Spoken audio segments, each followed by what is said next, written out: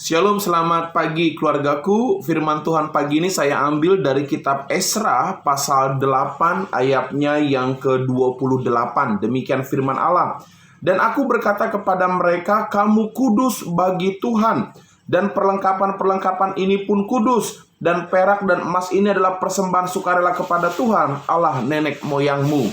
Bapak Ibu, firman Tuhan pagi ini saya beri judul, kita kudus bagi Tuhan.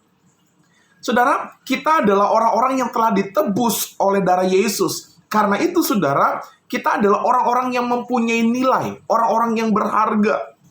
Kenapa, saudara? Karena kita dikuduskan oleh darah Kristus. Dalam bahasa Ibrani, kata kudus artinya kados, yang artinya dipisahkan, disendirikan, dikhususkan untuk Tuhan. Dikhususkan dari segala kejahatan untuk kemuliaan Tuhan. Bapak Ibu, sebagai orang-orang percaya, sadarilah bahwa kita ini adalah orang-orang kudusnya Tuhan. Kita dipisahkan dari dosa, dikhususkan dari dosa untuk kemuliaan nama Tuhan.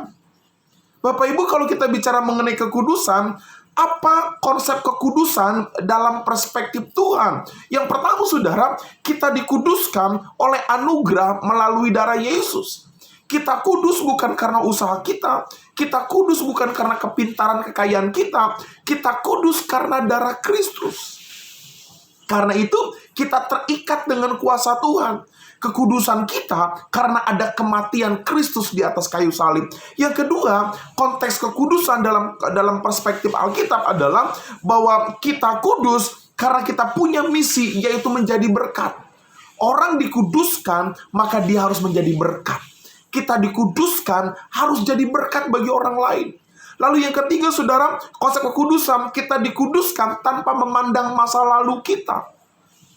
Yesus Kristus menebus kita, tidak melihat masa lalumu. Yesus Kristus menebus kita, menguduskan kita, tidak melihat dosa-dosa yang pernah engkau kerjakan. Itu sudah dikubur jauh, dikubur dalam-dalam, saudara. Dan yang keempat, kita dikuduskan dalam konsep Alkitab karena Tuhan mau melihat kemauan kita untuk bertobat sungguh-sungguh. Bapak Ibu, rindukah engkau menjadi umat yang kudus di hadapan Allah? Rindukah kita menjadi umat yang kudus bagi kemuliaan Allah? Allah tidak melihat masa lalumu, Allah tidak melihat berapa banyak dosa yang kau kerjakan, tapi Allah mau melihat kemauan kita di dalam pertobatan yang sungguh-sungguh. Selamat pagi keluargaku, kita kudus bagi Tuhan, muliakanlah Dia dengan seluruh aspek hidup kita. Shalom, Tuhan berkati kita semua.